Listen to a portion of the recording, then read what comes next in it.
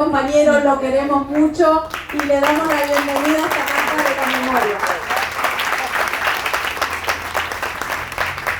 Bueno, te voy a citar mucho, Sole, en esta intervención, porque Sole empezó, siempre que vengo, yo estoy viniendo a Neuquén desde el año 97, y cuando en los 90 el país no expresaba así abiertamente el conflicto, sino que era más subterráneo, Neuquén era un caos de resistencia, y yo venía acá y respiraba, porque era muy difícil en otros lugares, ¿no? Así que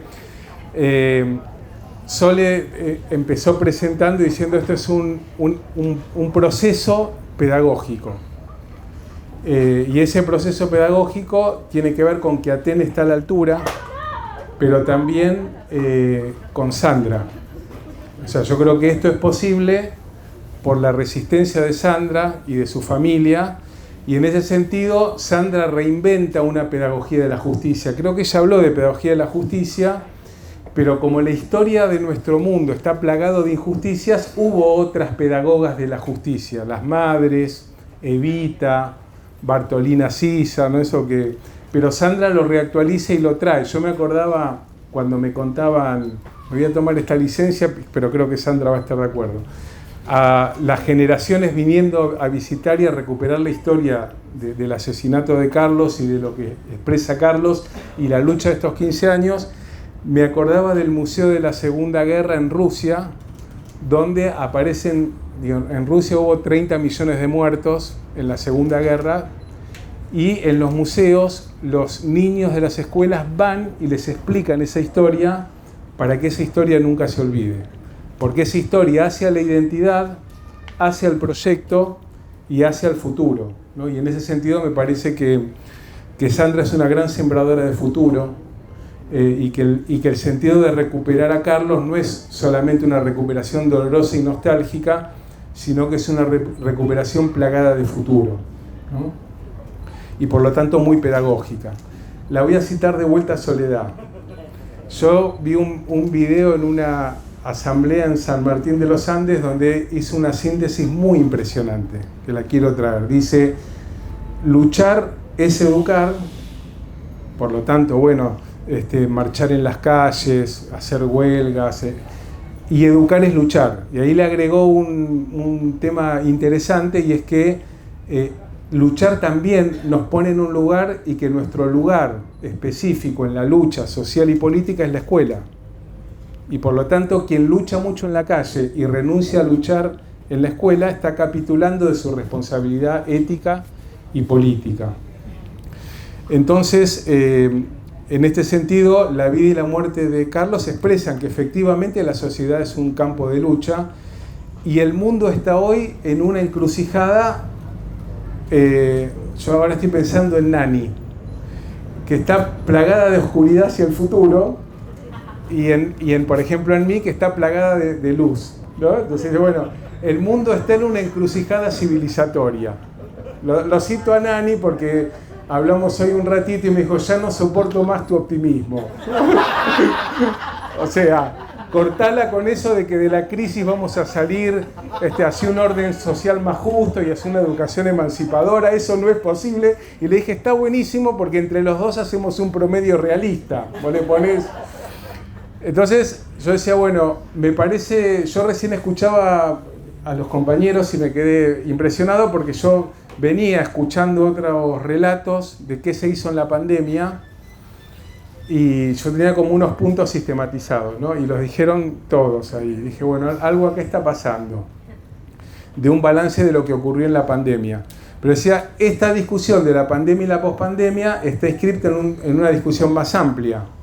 Yo sé que no hay mucho tiempo, pero el COVID-19 algunos lo leen como la expresión de una crisis de un modelo de desarrollo. Digo, la naturaleza le está diciendo al ser humano, por acá no es. Y por lo tanto, este momento histórico es un momento de clivaje, donde es un momento para fundar. Y en eso me permito ser optimista. O sea, bien puede ser que terminemos en una nueva Edad Media del siglo XXI, o bien en una sociedad mucho más justa. Va a depender de la lucha de las distintas posiciones, ¿no? Entonces, me parecía, no sé si Eduardo lo iba a decir, porque él tiene el panorama internacional, pero sí, bueno, este es un mundo en disputa. Uno ve algunas notas, ¿no? Los procesos de concentración de la riqueza, brutales, y por lo tanto de expansión de la pobreza y la desigualdad. Uno ve un modelo de acumulación basado en la especulación financiera, y a la vez de otros procesos en sentido contrario. También me tomo esta licencia. En China, en los últimos 40 años, hay 800 millones de chinos que salieron de la pobreza. O sea, frente a una tendencia mundial de expansión de la pobreza y la desigualdad, hay algunos procesos particulares que demostraron que es posible avanzar en caminos de igualdad. O sea, no es que... hay un proceso de disputa geopolítica que hoy se expresa militarmente en el conflicto de Ucrania, pero que está marcando el declive de Occidente y la emergencia de Oriente. Esto daría para muchas charlas, pero estamos transitando la cuarta revolución industrial, que es la introducción de tecnología muy potente que penetra en nuestras vidas y de la cual no nos podemos correr.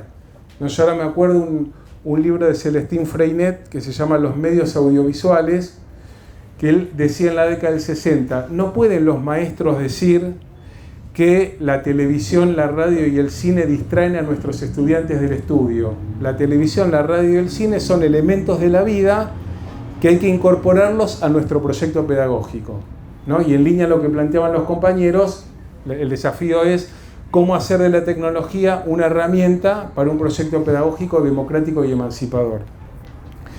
Entonces, en este marco, así dicho muy esquemáticamente, porque sé que tengo para hablar 1 hora y media y no más, eso fue un chiste. Se asusta el compañero Eduardo. Yo diría, el proyecto neoliberal, neocolonial, patriarcal, quiero decir esto porque en esta conversación que planteaba Roxana, digo, hay un orden social que plasma muchos modos de dominación, de género, de clase, de pueblo contra élites. Entonces la lucha debe ser integral. No puede ser solo feminista, no puede ser solo clasista, no puede ser solo anticolonialista, no puede ser, tiene que ser integral, y ese es un gran desafío, ¿no?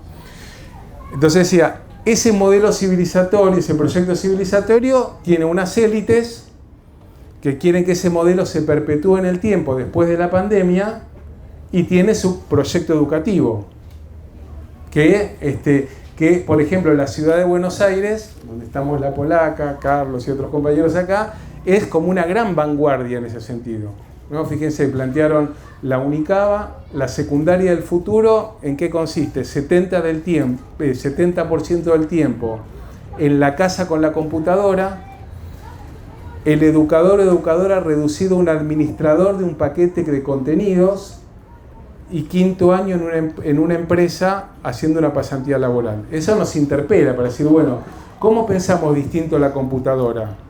¿Cómo pensamos otro tipo de inserción en el mundo del trabajo?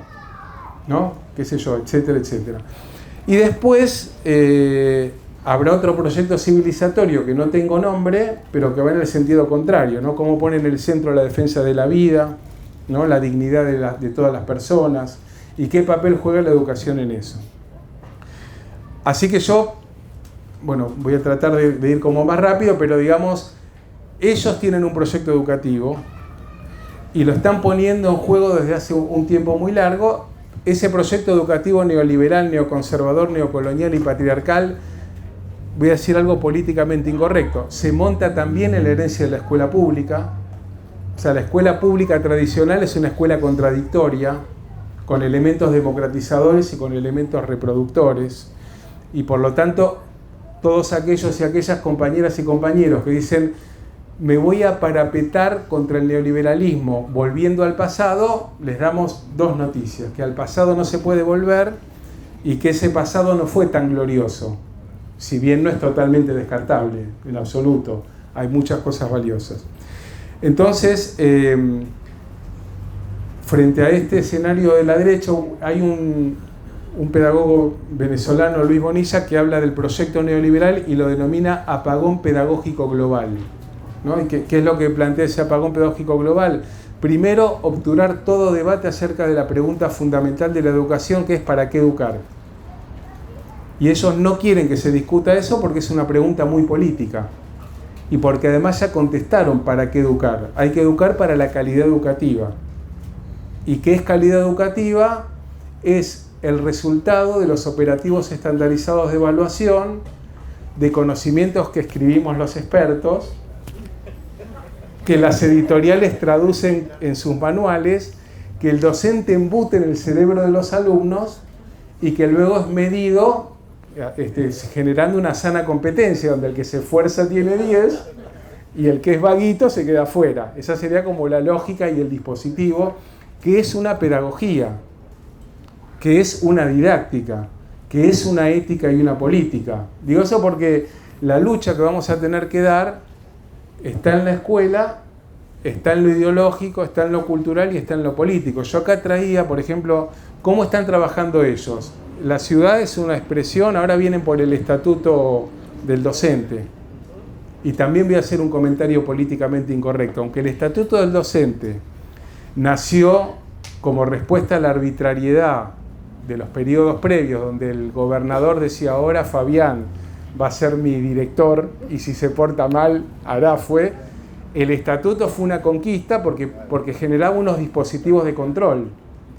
Pero ese estatuto estimulaba la competencia, el trabajo individual, cierta lógica. Entonces hay que repensar el estatuto porque hay que repensar el trabajo docente, porque hay que pensar el proyecto institucional y romper todo y refundar, como dijeron los compañeros que me ahorraron mucho de lo que yo pensaba decir.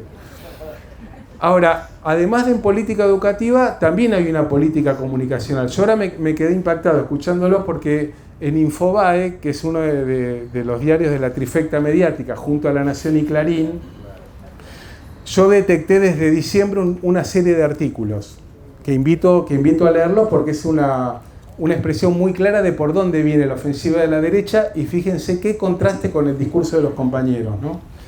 El primer artículo salió el 11 de diciembre del año pasado y lo firma Victoria Morales Gorleri, que fija un marco y dice: es urgente la necesidad de poner a la educación en estado evaluativo.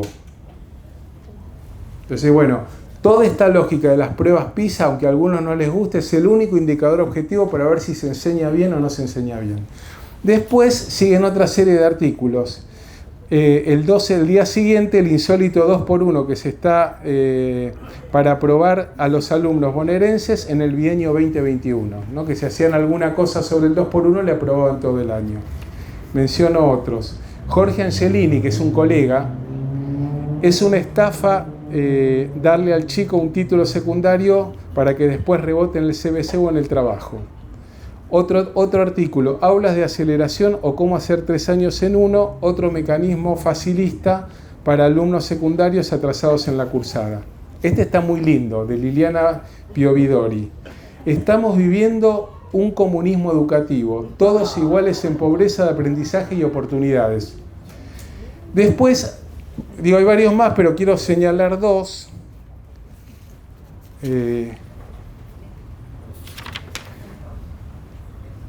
Fuerte reclamo de personalidades contra la cultura del vaciamiento educativo que compromete el porvenir de la patria, donde dicen, bueno, no se enseña en las escuelas. Y otro más preocupante aún, que dice, se creó una red nacional de docentes para luchar por la calidad de la enseñanza, basta de fraude educativo, ¿no? ¿A qué voy con todo esto? La derecha está operando concretamente no en Chosmalal. Y por lo tanto la lucha no puede ser solo en Chosmalal, ¿no? Yo digo, ¿qué puedo aportar? Cuando Marcelo me dijo, bueno, pensar algo para la pospandemia, digo, bueno, yo quiero aportar como algunas reflexiones a esto, ¿no? El primer dato del apagón neoliberal es esta idea de que no hay que discutir para qué educamos, que es una discusión fundamental. Un segundo elemento es la centralidad de la tecnología como dispositivo educador. Y esta idea de que se trata de despachar contenidos que son incuestionables, ¿no? Entre paréntesis. Quienes estudian epistemología dicen los contenidos tienen una obsolescencia y lo que hoy aprendimos dentro de 4 años a lo mejor se demuestra como una falsedad. Por lo tanto, más bien es importante saber cómo leer, cómo estudiar, cómo trabajar con los contenidos, que memorizar los contenidos y ponerlos en un examen. Bueno, y el tercer eje de la política del proyecto neoliberal es la descalificación del docente, de la institución escolar, del sistema educativo, de los sindicatos, de la universidad pública como incapaces de adecuarse al cambio. Y estas son expresiones comunicacionales. Entonces, frente a eso, le contesto a Nani, porque él dice, listo, estamos perdidos, solo que las escuelas las habitamos nosotros. No, Liliana Piovidori está en la escuela, pero junto a ella hay un montón de compañeros y compañeras que van. Entonces, para mí, de las enseñanzas de la pandemia, como dijeron quienes me antecedieron, hay elementos para fundar una nueva escuela, ¿no? Entonces, ellos mencionaron muy claramente aspectos de desigualdad, de intensificación del trabajo docente, de injusticia, de exclusión, pero mencionaron otros elementos, que si yo no anoté mal, trabajo colectivo en la escuela, vinculación afectiva con el hogar, construcción curricular vinculada a la vida, invención en el uso con la tecnología, nuevos modos de gobierno escolar y de democracia en la institución. O sea, hay gérmenes de esa nueva escuela.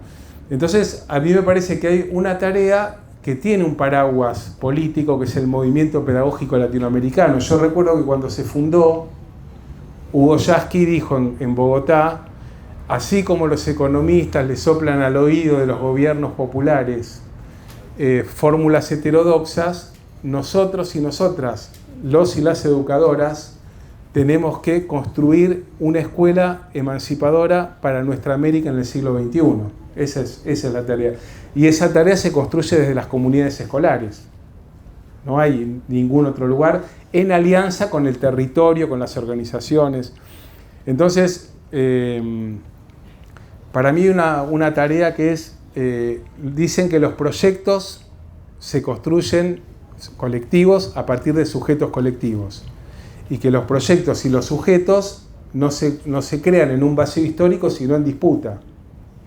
Entonces, creo que quedó claro por dónde viene la disputa en el campo educativo, y entonces me permito agregar a que está buenísimo lo que están haciendo en muchas instituciones educativas, de la que por suerte yo, por ejemplo, me entero acá, pero me hubiera encantado que, como en Colombia, la FECODE, haya una publicación regular donde salgan las experiencias sistematizadas, que vayan formando redes, que vayan permitiendo la formación de los compañeros jóvenes, que vayan permitiendo el armado de redes, que construyan ese sujeto colectivo que a su vez construye ese proyecto pedagógico, ¿no? Simón Rodríguez en 1793 escribió un informe, no sé qué parentesco tendría con Sandra, pero probablemente algo pudiera ser, porque Rodríguez no es cualquiera. Yo siempre leo un parrafito que dice, en 1793 se reunirán los docentes una vez por mes de las escuelas de Caracas, discutirán su práctica, planificarán las del mes siguiente, anotarán en un cuaderno los avances y dificultades, y de esa práctica se irá construyendo la educación que necesita nuestra América para ser libre. Digo, lo estoy traduciendo de manera un poco bruta, y yo digo, poco caso le hicimos a Simón Rodríguez, pero estamos a tiempo. Entonces, para mí hay una tarea de primer orden que es, bueno, ¿de dónde se construye el proyecto educativo emancipador? De la educación existente, de ahí nace. Y esa educación existente, para mí, debe incorporar por lo menos dos fuentes. La primera es el estudio sostenido de las pedagogías que nos antecedieron, porque no vamos a descubrir la pólvora. Y para algo escribió don Rodríguez, y don Martí, y doña Cosettini, y doña Fossati, y así. Pero la fuente fundamental son las prácticas actuales. Por eso para mí debe ser una prioridad central del movimiento pedagógico sistematizar la práctica, comunicarla, organizarse, producir teoría y método para volver a la práctica, como decía Simón, y así ir construyendo la pedagogía emancipadora para el siglo XXI, que vamos a tener que disputar ya con la derecha, que ya está diciendo por dónde es. Entonces está planteada la disputa, y cierro con una frase que no es de Soledad, para no citarte, estás muy colorada. Pero a mí me gusta mucho esa y especialmente para Nani, a quien quiero mucho, pero a lo mejor que represente una posición de un pesimismo imprescindible. Porque si todos estamos convencidos de que ganamos y perdemos es un problema. Aunque somos del linaje de los que podemos ganar o perder, como le dije a Sandra, pero nunca nos rendimos. Podemos ganar o perder, pero nunca nos rendimos. Y entonces Michael Lowy escribió, en este contexto de pandemia, ¿tenemos posibilidades de ganar esta batalla antes de que sea demasiado tarde? Él habla del mundo que se viene. Y dice, contrariamente a los pretendidos colapsólogos que proclaman a bombo y platillo que la catástrofe es inevitable y cualquier resistencia es inútil, creemos que el futuro sigue abierto. No hay ninguna garantía que ese futuro será ecosocialista, él plantea ese horizonte, que yo suscribo. Para mí vamos bien por ahí. Igual pueden haber más cosas, ¿no? Es el objeto de una apuesta en el sentido pascaliano en la que se comprometen todas las fuerzas en un trabajo por lo incierto. Pero como decía con una gran y simple prudencia Bertolt Brecht, el que lucha puede perder, el que no lucha ha perdido ya. Así que voy a spoilear. Vamos a luchar y vamos a vencer. Muchas gracias.